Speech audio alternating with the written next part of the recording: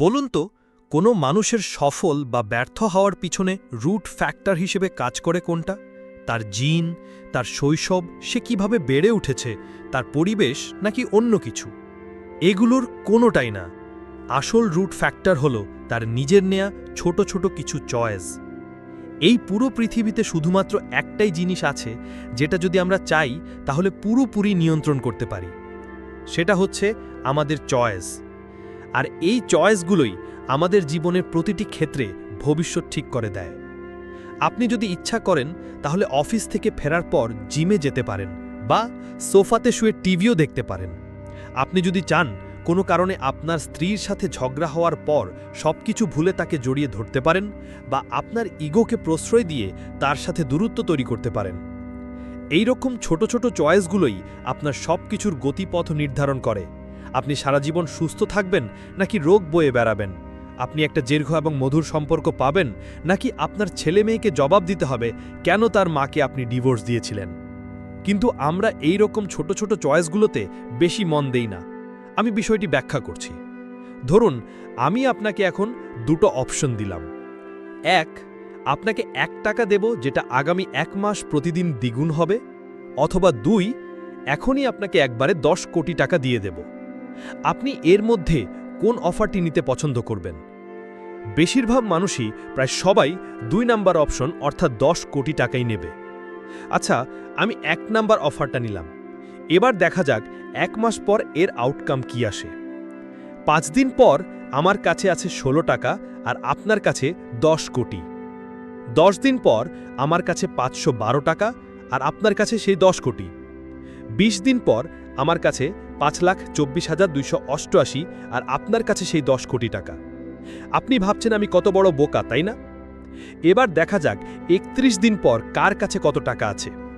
আপনার কাছে আছে এখনও সেই 10 কোটি, কিন্তু আমার কাছে আছে 107,37,41,824, অর্থাৎ 107 কোটি টাকা, যেটা কিনা আপনার থেকে 10 গুণ বেশি। সাকসেস জিনিসটাও ঠিক এই প্যাটার্নটাই ফলো করে। যে ব্যক্তি ছোট ছোট চয়েসগুলো সঠিকভাবে নেয় সে 31 মাস পর রাতারাতি সাফল্য অর্জন করে। আরও সহজভাবে বোঝানোর জন্য রাজীব, সাগর এবং আকাশ নামের 3 বন্ধুর উদাহরণ দেওয়া যাক।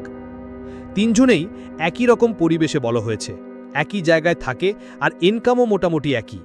আর হ্যাঁ, ধরা যাক 3 জনেরই বিয়ে হয়ে গেছে এবং সবারই স্ত্রীর সাথে একটু মনোমালিন্য চলছে। নতুন মাস বা বছরের শুরু থেকে রাজীব সবসময় যা করে সেটাই করতে থাকলো, কারণ তার মনে হলো সে এটাতেই খুশি আছে। সে কিছুটা খুঁতখুঁতে টাইপের, অর্থাৎ অন্যের দোষ খুঁজে বেড়ানো তার স্বভাব।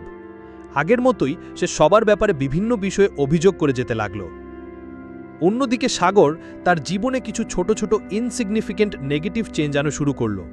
যেমন প্রতিদিন জাঙ্ক ফুড খাওয়া, কাজের চাপের অজুহাতে ব্যায়াম না করা, প্রতিদিন অফিস থেকে ফেরার সময় 1 বোতল কোল্ড ড্রিঙ্কস খাওয়া, টিভিতে ফেভারিট শো দেখার জন্য ইভিনিং ওয়াক বন্ধ করে দেওয়া, সময়ের অভাবের অজুহাতে অফিসিয়াল যোগাযোগ কমিয়ে দেওয়া। এছাড়া ব্যস্ততার অজুহাত দেখিয়ে সে স্ত্রীর সাথে বাইরে যাওয়াও বন্ধ করে দিল। অন্যদিকে আকাশ একটি ডেইলি চেকলিস্ট বানিয়ে নিজের মধ্যে কিছু ছোট ছোট ইনসিগনিফিকেন্ট পজিটিভ চেঞ্জ আনা শুরু করল।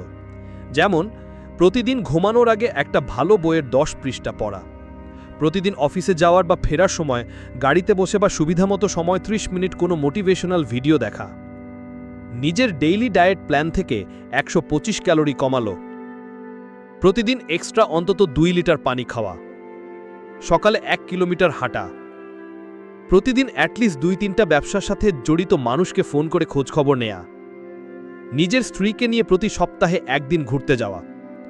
পরবর্তী 5 মাসে 3 বন্ধুর মধ্যে তেমন কোনো পার্থক্য দেখা গেল না। 10 মাস পরেও একই। এবার আকাশ একটু একটু হতাশ হতে লাগলো, কেননা এখনও সে কোনো পজিটিভ রেজাল্ট দেখতে পায়নি। তবুও সে কোনো রকম জেদ ধরে তার অভ্যাসগুলো চালিয়ে গেল। অন্যদিকে সাগর কম কাজ করে জীবনকে উপভোগ করতে লাগলো, আর রাজীবও খুশিতেই আছে। কিন্তু 25 মাস পর হঠাৎই এদের মধ্যে বড় পার্থক্য দেখা গেল, এবং 27 মাস পর সেটা আরও স্পষ্টভাবে ফুটে উঠল, এবং 31 মাস পর পার্থক্যগুলি বিশাল আকারে দৃশ্যমান হল। রাজীব এখন সবার ব্যাপারে আরও বেশি অভিযোগ করে, সে বেশিরভাগ সময় নিজেকে বোরিং এবং উদ্দেশ্যহীন অনুভব করে। সাগর রোজ একটু একটু জাঙ্ক ফুড খেয়ে এবং জিম বাদ দিয়ে 15 কেজি ওজন বাড়ালো, সাথে নানান রোগব্যাধি। যোগাযোগ কমিয়ে দেওয়ার ফলে বিজনেসের অবস্থাও খারাপ হতে লাগলো, ফলশ্রুতিতে আর্থিক অবস্থাও বাজে হয়ে গেল, সেই সাথে স্ত্রীর সাথেও সম্পর্ক আরও অবনতি হয়ে ডিভোর্সের পর্যায়ে চলে গেল। অর্থাৎ 31 দিন ধরে ছোট ছোট নেগেটিভ চেঞ্জগুলো একটি ভয়াবহ ফলাফল এনে দিল। এবার আসা যাক আকাশের ব্যাপারে।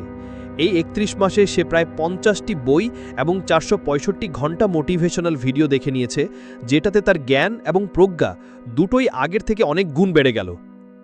প্রতিদিন 125 ক্যালোরি কমিয়ে আর 1 মাইল হেঁটে 15 কেজি ওজন কমালো, যে কারণে সে এখনও আগের মতোই স্লিম এবং হ্যান্ডসাম। প্রতিদিন মাত্র 2 লিটার পানি খেয়ে সে মোট 2000 লিটার পানি খেয়ে নিল, যা কিনা তার ভেতরের অনেক রোগের বেড়ে ওঠা কমিয়ে দিল।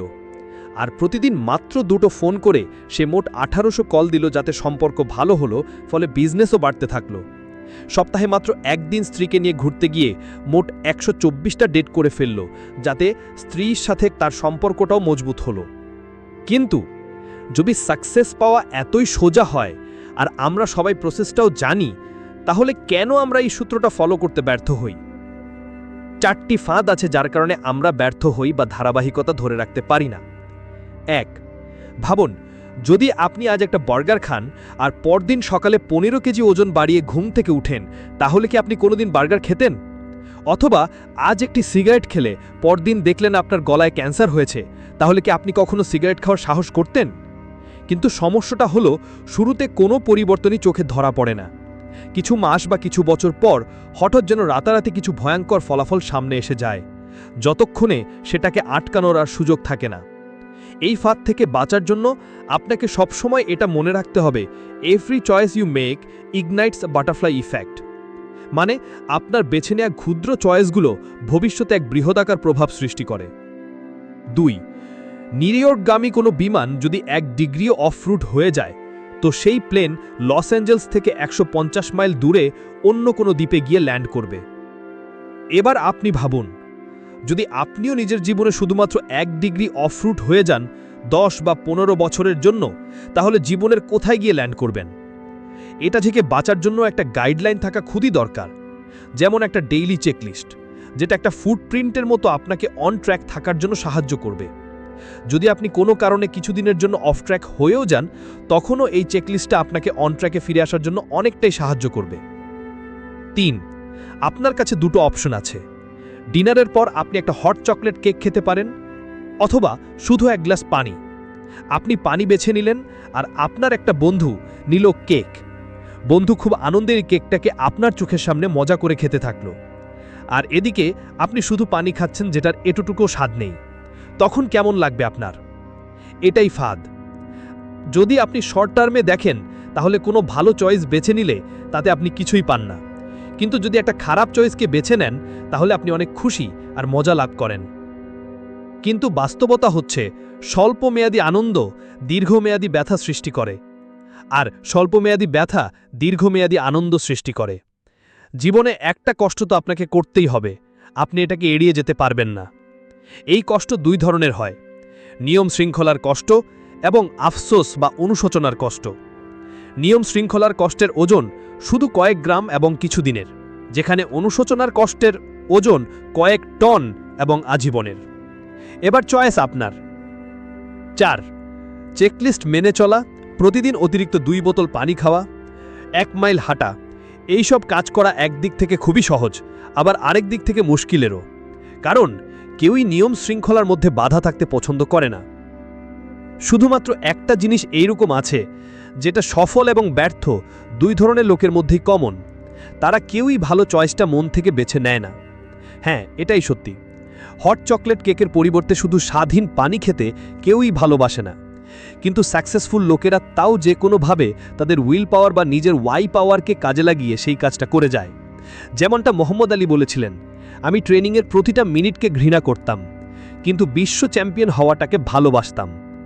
অর্থাৎ মানুষ সফল হতে চায়, কিন্তু সাফল্য লাভের জন্য যে ত্যাগ স্বীকার করতে হয় সেটা করতে রাজি নয়। এই ফাঁদ থেকে বাঁচার জন্য আপনাকে ওই ওয়াইটাকে খুঁজে বের করতে হবে।